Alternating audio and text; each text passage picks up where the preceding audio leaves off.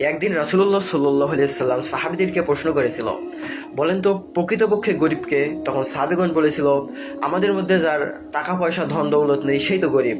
তখন রাসূলুল্লাহ সাল্লাল্লাহু আলাইহি সাল্লাম বলেছিলেন, আমার উম্মতের মধ্যে সবচেয়ে গরিব ওই ব্যক্তি যে দুনিয়া থেকে সালাত সাওম জাকাত এসব নিয়ে যাবে, সাথে এমন কিছু লোক নিয়ে যাবে সে কাউকে গালি দিয়েছিল,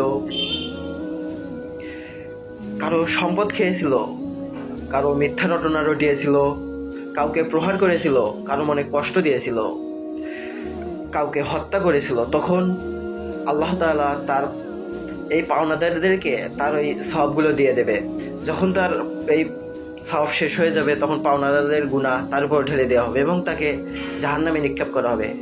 আল্লাহ তাআলা বলেন, ওয়া ইন্না আলাইকুম লাহাফিজুন কিরামান কাতিবিনা ইয়ালামুনা মা লা তাফআলুন।